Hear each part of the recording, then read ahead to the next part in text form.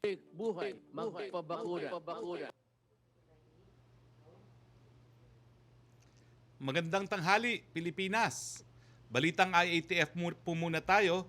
Inaprubahan po ng inyong IATF noong Sabado, 13 ng Nobyembre, ang paglalagay sa probinsya ng Catanduanes sa ilalim ng Alert Level 4 simula Miyerkules, Nobyembre 17, 2021 hanggang katapusan ng Nobyembre 30, 2021. Nasa Alert Level 3 naman po, epektibo ngayong araw, 15 ng Nobyembre hanggang katapusan at 30 ng Nobyembre ang Baguio City sa Cordillera Administrative Region at Siquijor sa Region 7. Nasa Alert Level 3 din po, mula Miyerkules, November 17 hanggang November 30, ang Batanes, Quirino, Nueva Vizcaya sa Region 2, ang City of Isabela at Zamboanga City sa Region 9. Samantala, nasa Alert Level 2 naman po, effective immediately hanggang November 30, 2021 ang mga sumusunod: Ilocos Sur, La Union, Pangasinan, Dagupan at Ilocos Norte sa Region 1, Tacloban, Southern Leyte, Samar, Western Samar, Ormoc City, Eastern Samar, Northern Samar, Leyte, Biliran sa Region 8, South Cotabato, Sarangani, General Santos City, Sultan Kudarat at Cotabato, North Cotabato sa Region 12.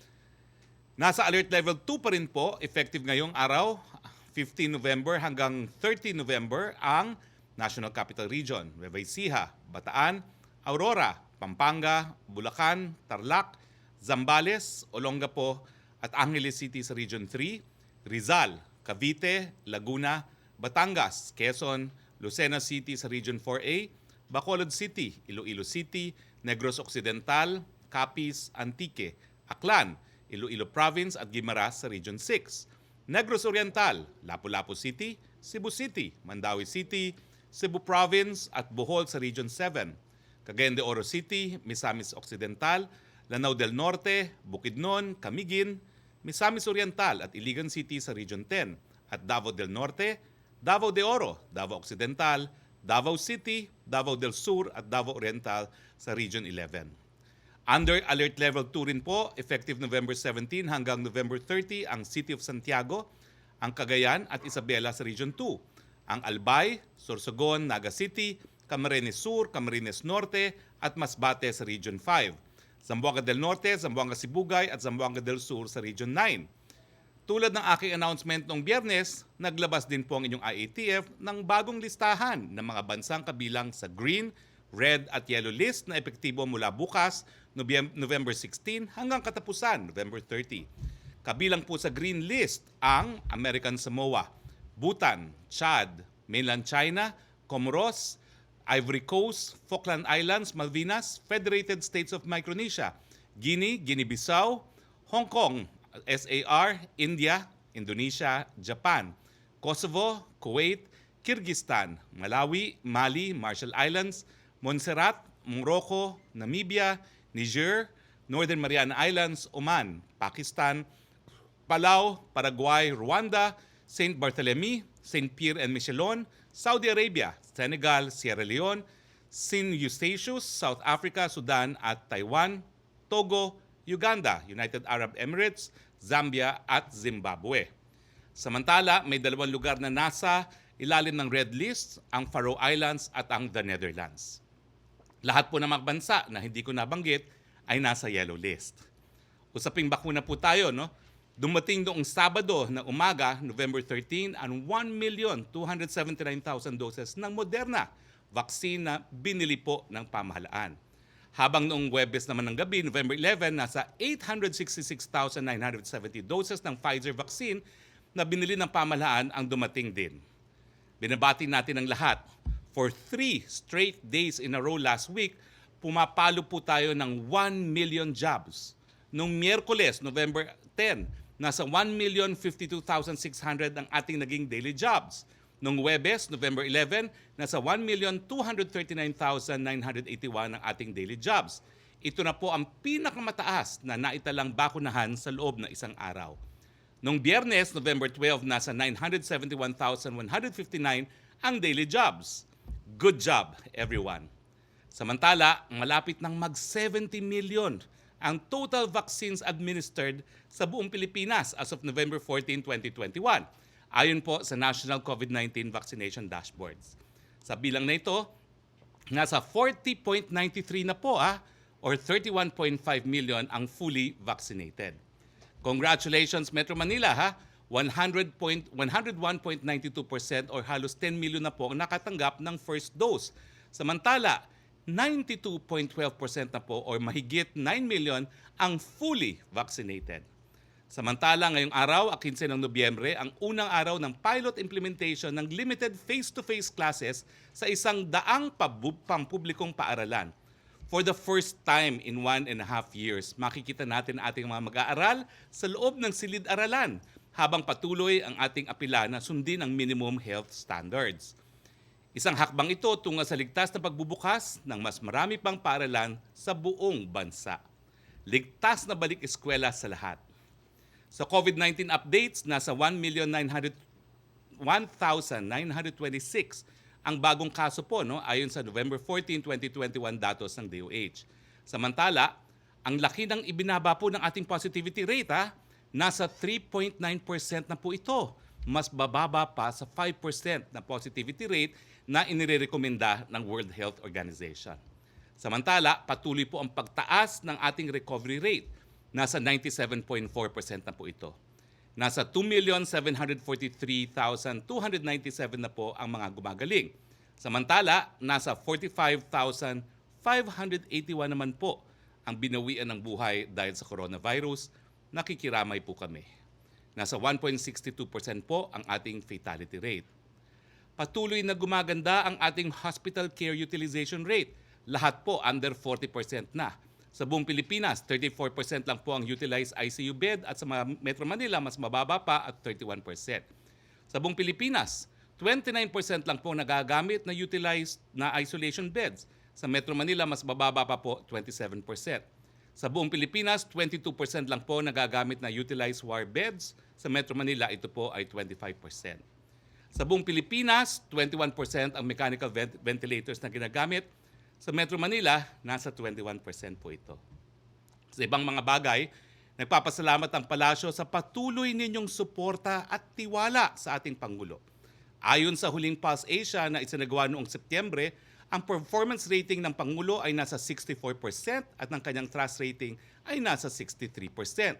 Bagamat may pagbaba, nananatiling mataas ito sa isang Pangulong nasa huling bahagi ng kanyang termino. Patunay na hindi lame duck ang ating punong ehekutibo Asahan nating patuloy na magtatrabaho ang ating Pangulo na buong husay, buong tapang at buong dedikasyon para sa ating muling pag-ahon mula sa COVID-19. At sa iba pang mga bagay, nakikiramay po kami sa pagyaon ni Light Rail Transit Authority o LRT Administrator Reynaldo Beroya. Bilang LRT Administrator, malaki ang kanyang ginampang papel para mas mapabuti ang serbisyo ng ating railway sector. Rest in peace, General Ray.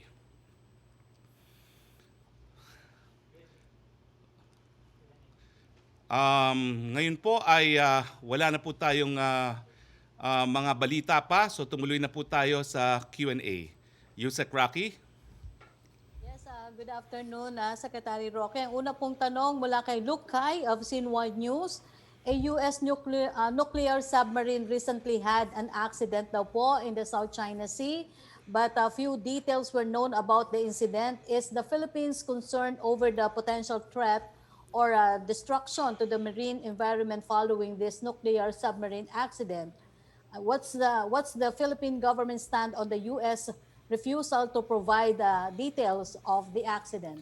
Well, hindi pa po tayo nakakatanggap ng opisyal na report galing po sa mga US authorities tungkol dito. Bagamat nagkaroon po ng pag-anunsyo, yung spokesperson ng US 7th Fleet sa US media na noong November 1 ay nagkaroon nga pa raw po ng aksidente, bumangga daw po isang submarine sa isang uncharted seamount.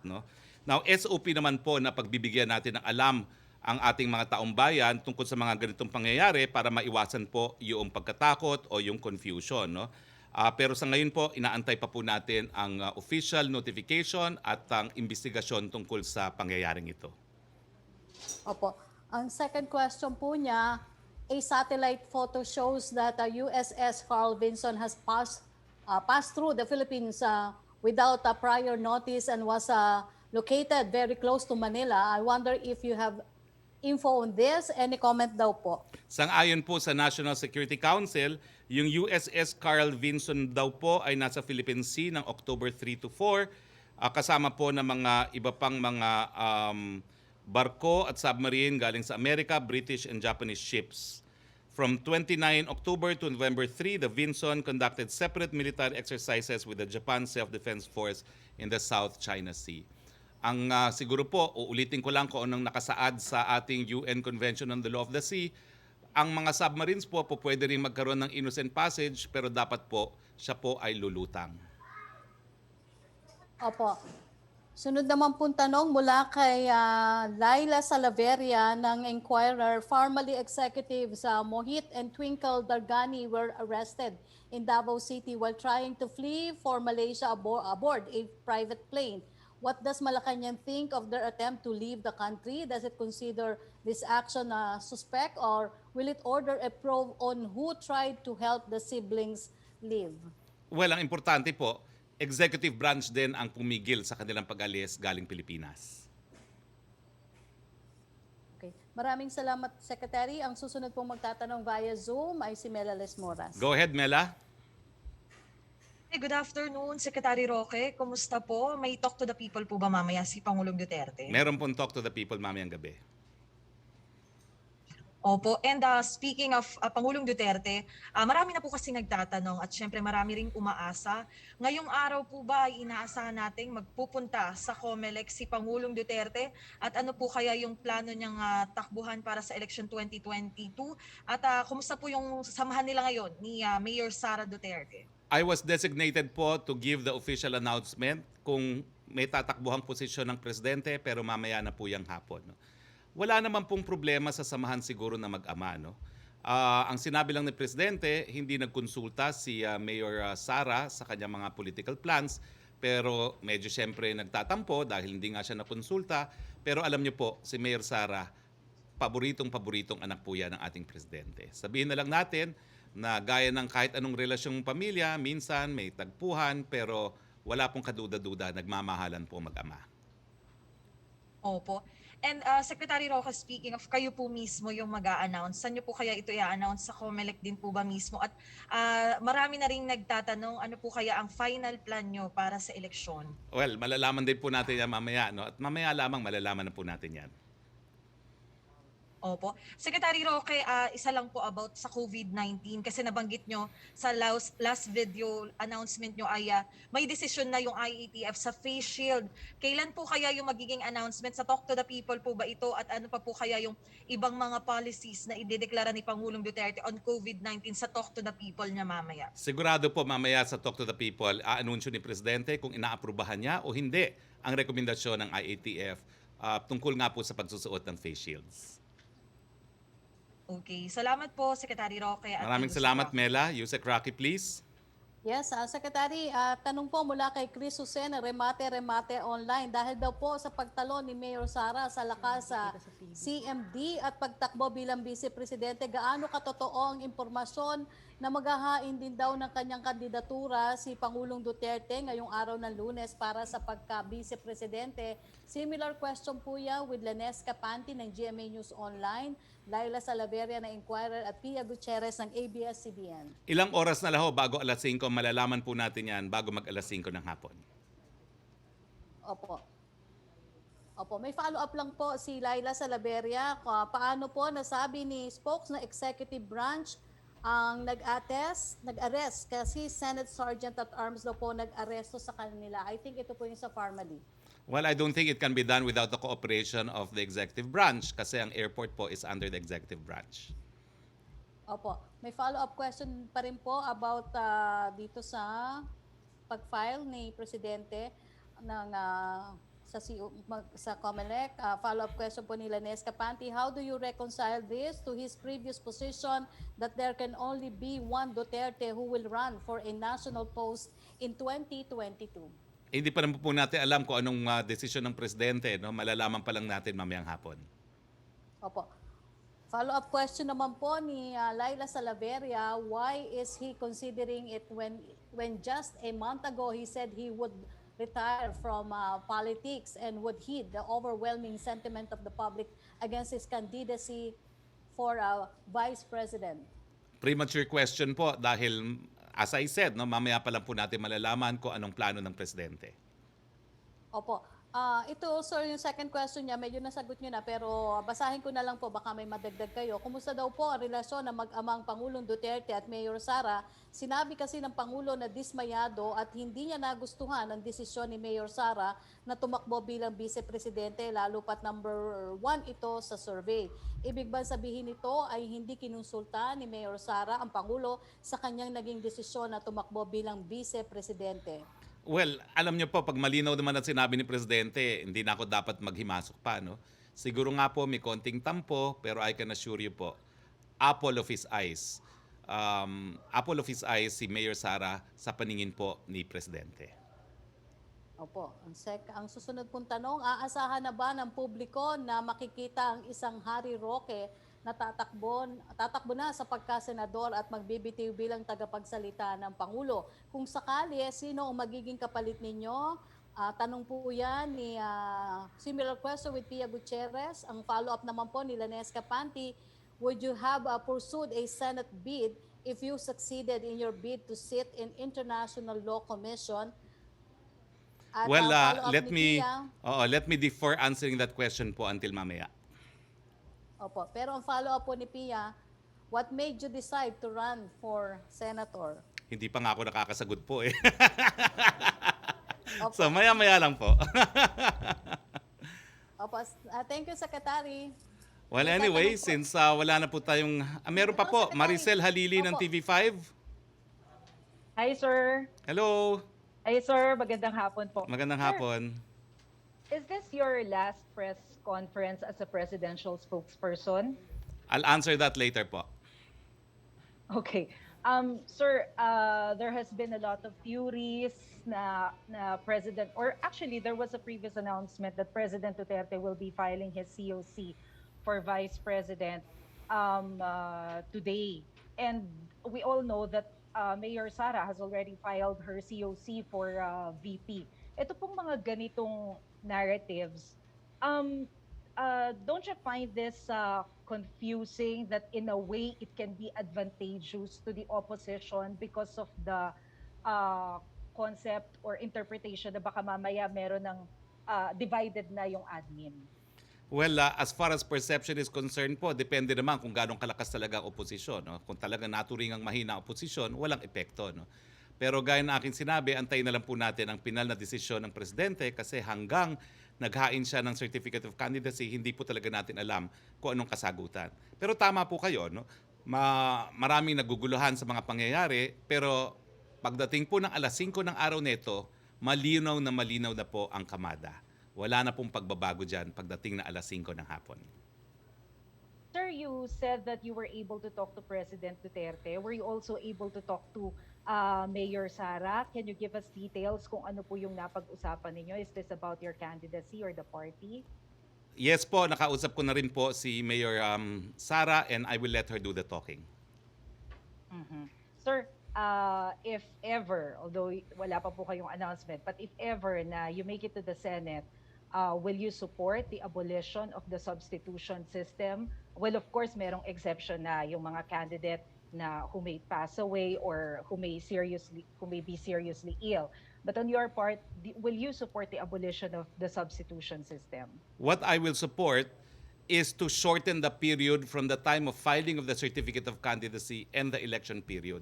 Wala po akong nakikitang dahilan kung bakit napakatagal naman yung last day of filing at saka yung start ng election period. Dapat po siguro paiklian yung period na yan if we are to do away with the substitution.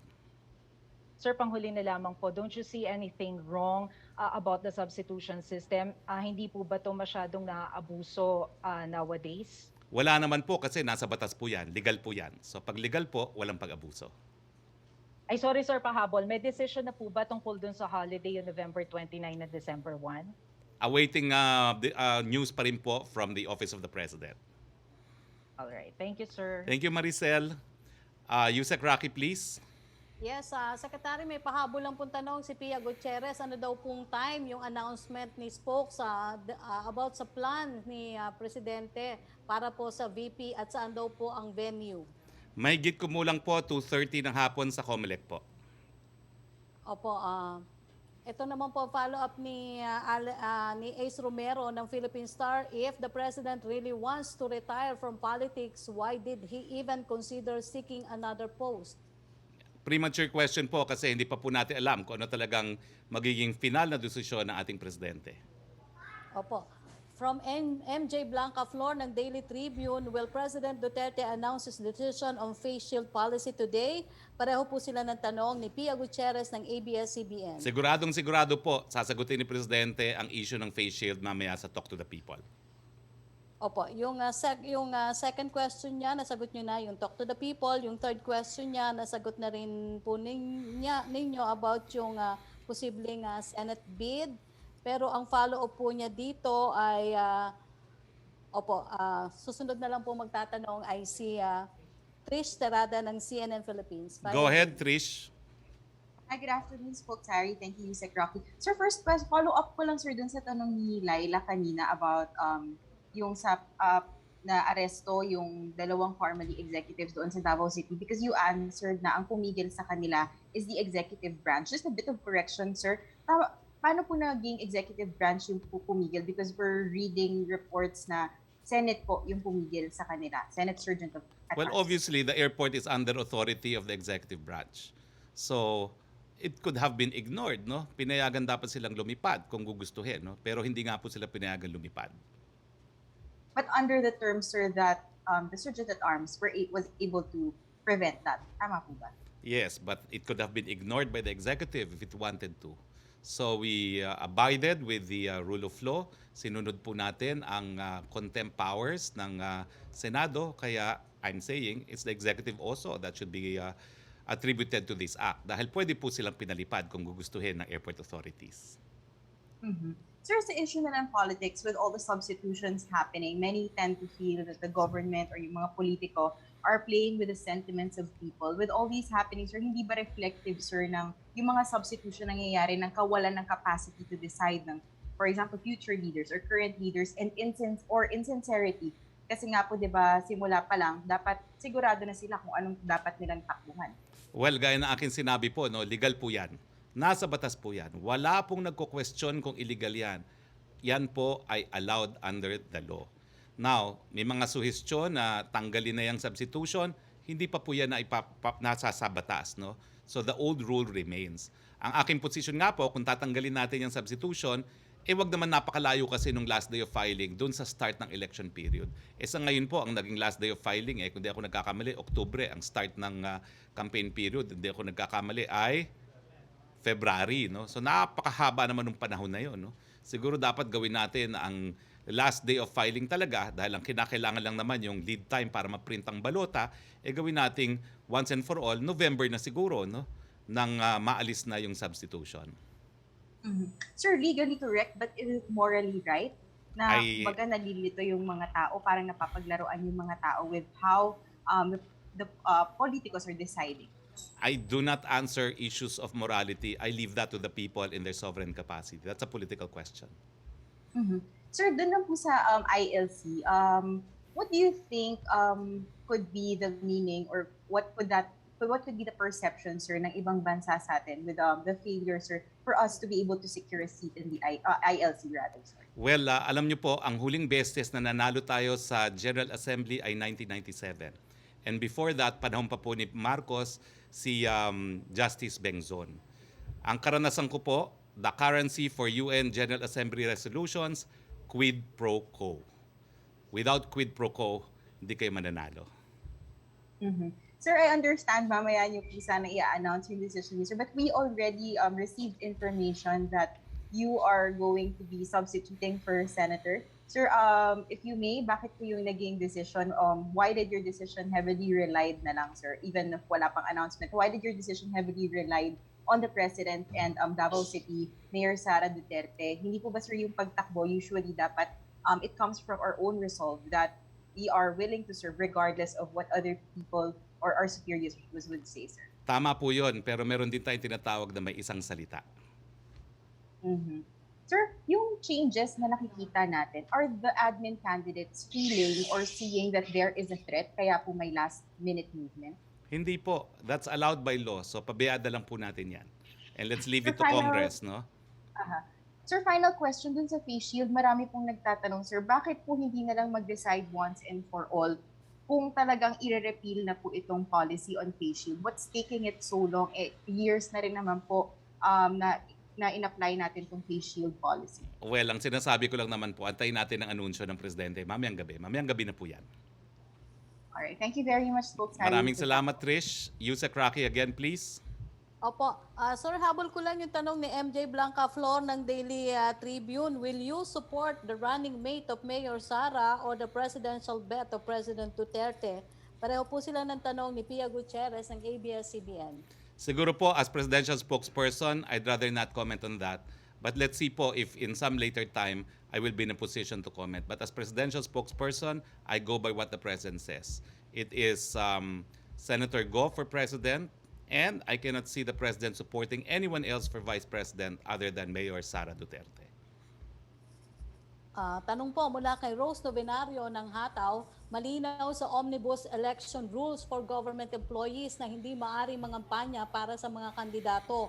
Wala bang authority ang department head na gawin ang nararapat upang masiguro na ang mga subordinates niya ay hindi engaged sa electioneering tulad ng pag-post sa SOCMED, ng pag-endorso at pag-reject ng mga kandidato?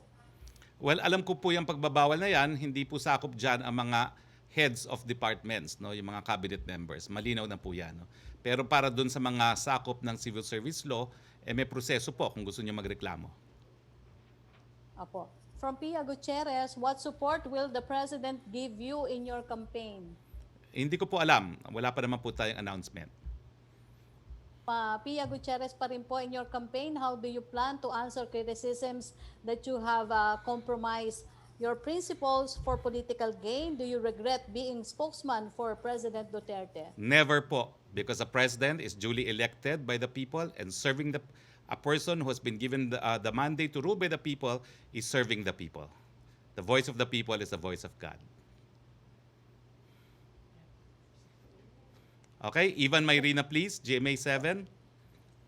Magandang hapon, Spokes. I raised again 2 points. When he announced his retirement from politics, he said that it was in response to 60% of people surveyed that they think it's in violation of the Constitution if he runs for vice president. And also, he said that there should only be one Duterte in the elections of 2022. I know you might say that this is a premature question, but I would ask, what changed? Why are we now talking about the possibility of the president running for, whatever position? Highly speculative at this point, Ivan, because hindi pa nga natin alam ang desisyon ng presidente. But let me add that as a lawyer, it is my view that it is not unconstitutional for a sitting president to run for vice president. Or senator for that matter? Or for senator for that matter. Okay.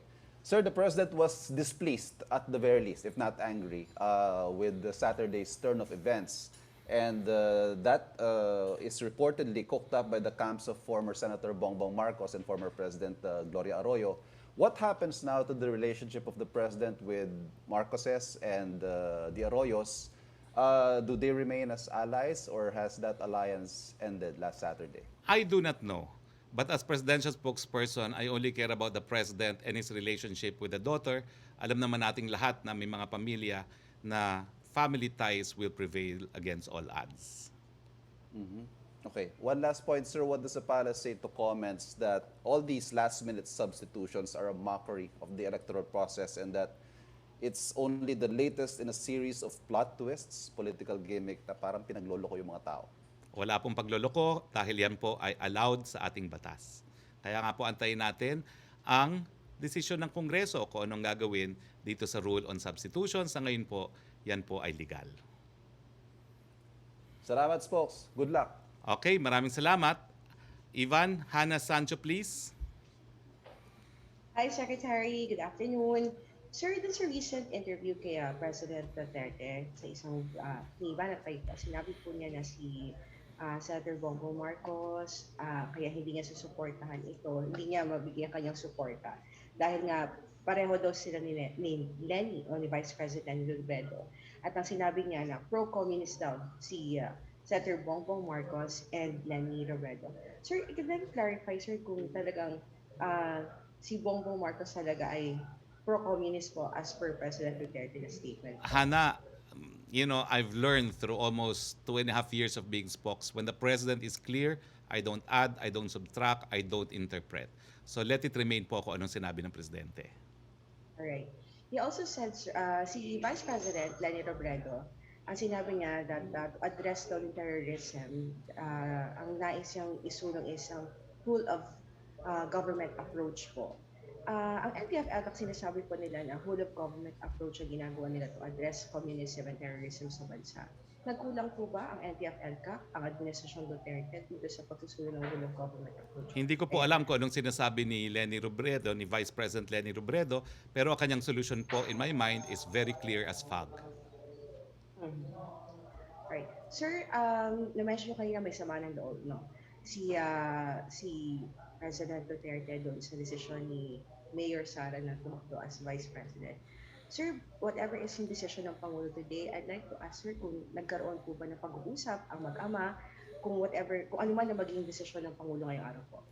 Ang sabi po ng presidente, hindi po sila nagkakausap ni Mayor Sara. As of today po sir, hindi pa po Apo. sila nag-usap bago po siya pupunta ng COMELEC ngayon. Apo, wala pong pag-uusap. Alright, thank you sir. Okay, thank you, Hana. Back to you, Sec. Roque, please.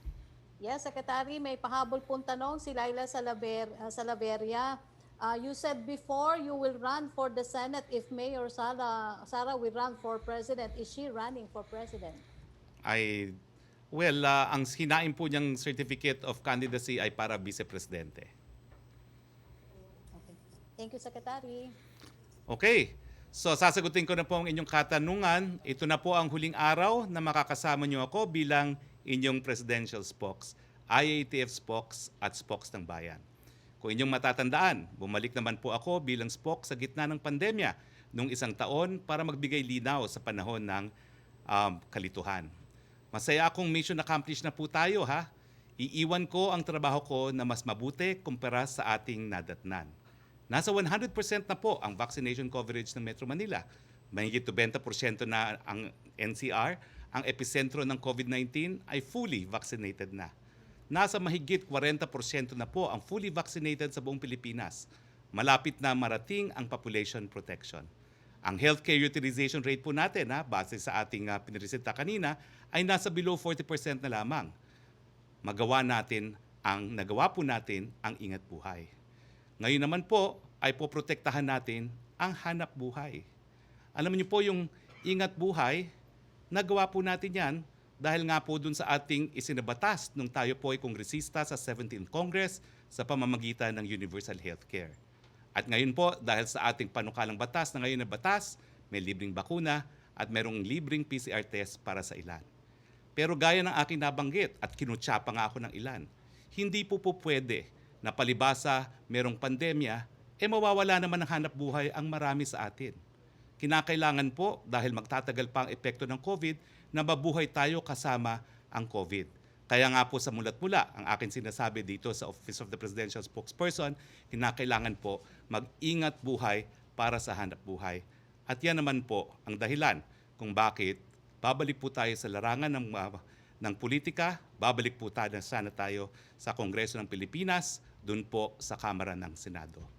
Nagpaalam na po ako kay Presidente Rodrigo Roa Duterte at kay Mayor Inday Sara Duterte para sa panibagong hamon na aking haharapin mula sa inyong pagiging spokes ay nais ko pong maging action man sa Senado. Bago tayo magtapos, magpapasalamat lang po ako sa lahat ng aking nakasama rito po sa Office of the Presidential Spokesperson. Sa OPS hanggang sa mga kasama natin sa Malacanang Press Corps, sa RTVM, sa PTV, Sec. Roque, I love you, Radyo Pilipinas, Philippine Information Agency, Malacanang Records Office, transcribers, photographers ng NIB, Presidential Photographers Division, PSG, particular sa S3 at sa buong Pilipinas na tumangkilik sa atin. May isang tanong po, may kinalaman daw po ang aking pagtakbo doon sa ILC. Wala naman po, no? Pero siguro po sabihin na lang natin na dahil nga po ako'y nagkaroon ng isang salita na tatakbo lang ako, kung tatakbo si Mayor Sara, tumakbo na po si Mayor Sara. Kinakailangan panindigan din ang ating nasabing salita. Pero ulitin ko po, no? Ang pagtakbo po natin para itaguyod muli ang ating mga buhay sa pamamagitan po ng pag-iingat buhay.